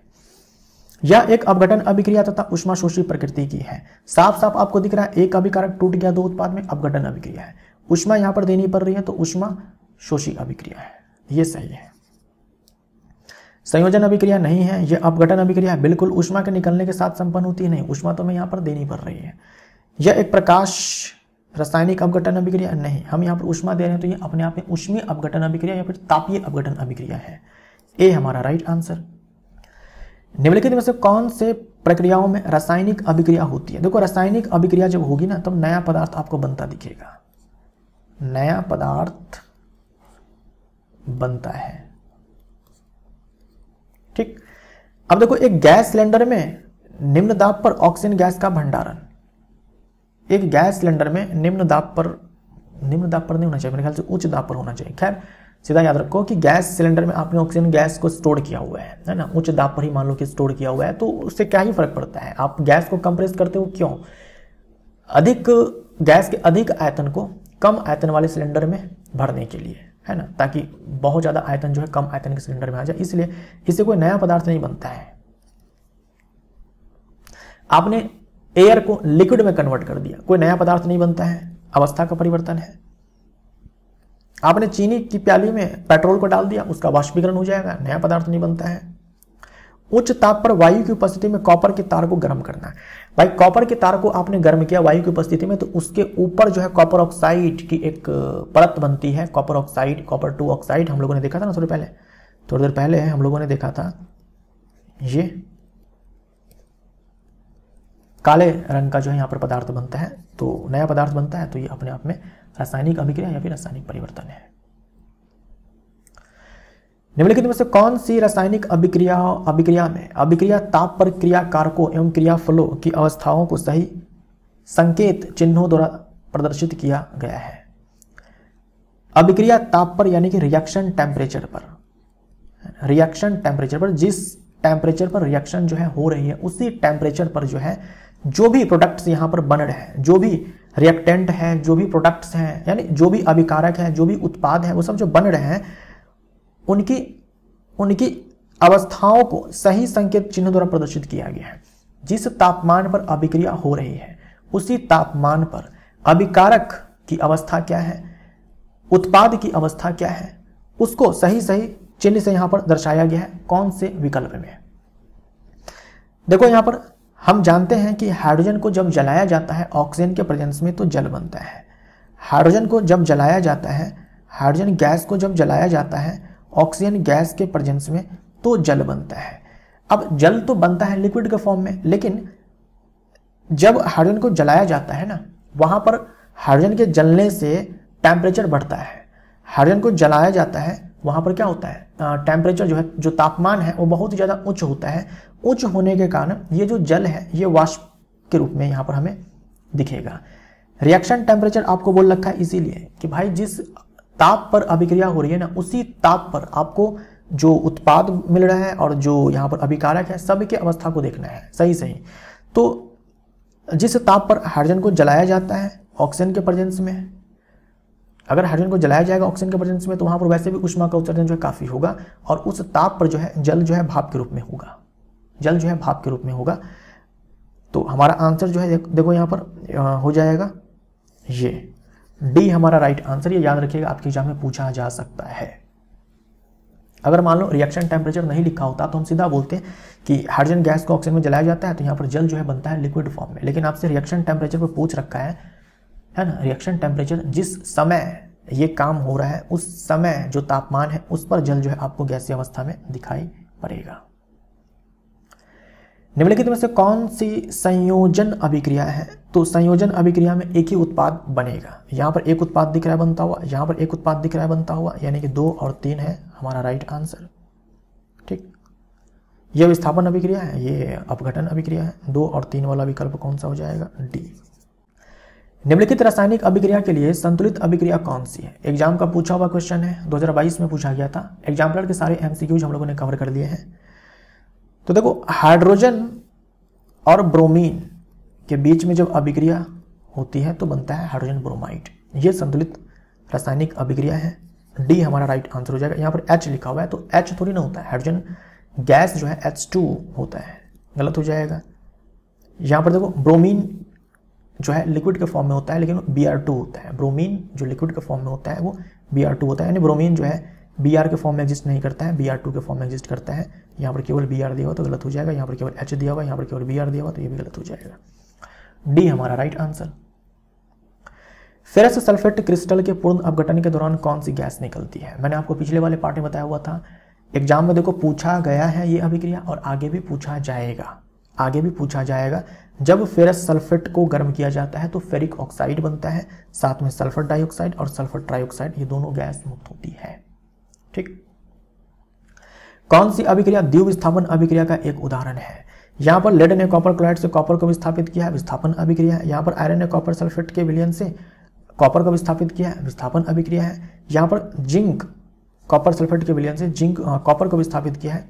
हम लोग ऑलरेडी चर्चा कर चुके हैं, हम लोग जो है ऑलरेडी चर्चा कर चुके हैं ये सब अभिक्रियाओं के बारे में। विस्थापन अभिक्रिया है, ये अभिक्रिया भी हम लोग देख चुके हैं, अपने आप में विस्थापन अभिक्रिया है ना। उजले रंग का अवक्षेप प्राप्त होता है तो अपने आप में अवक्षेपण अभिक्रिया भी है। दी गई अभिक्रिया में किस पदार्थ का अपचयन होता है? यहां पर आप देखो तो लेड ऑक्साइड से ऑक्सीजन का त्याग हुआ है तो लेड ऑक्साइड का अपचयन हो जाएगा, अपचयन हो जाएगा। एल्यूमिनियम में ऑक्सीजन आकर के जुड़ा है तो ये इसका उपचयन हो जाएगा। यानी ये जो एल्यूमिनियम है अपचायक है और ये जो लेड ऑक्साइड है ये अपने आप में उपचायक है क्योंकि इसका अपचयन हो रहा है। ठीक, तो अपचयन किसका हो रहा है? तो लेड ऑक्साइड का, सॉरी लेड ऑक्साइड में बोल रहा हूँ, फेरिक ऑक्साइड का है ना, आयरन ऑक्साइड या फिर फेरिक ऑक्साइड। बी हमारा राइट आंसर हो जाएगा, लेड ऑक्साइड नहीं फेरिक ऑक्साइड है। एल्यूमिनियम का उपचयन हो रहा है, एल्यूमिनियम का उपचयन हो रहा है। तो इसी के साथ ये पूरा चैप्टर हमारा यहाँ पर रिवाइज होता है।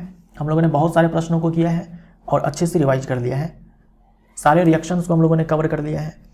अब हम लोग एक नया चैप्टर में मिलते हैं, जो हमारा नया चैप्टर होगा केमिस्ट्री का ही होगा, अम्ल, क्षारक एवं लवण। उस वाले चैप्टर में हम लोग मिलते हैं। Thank you so much.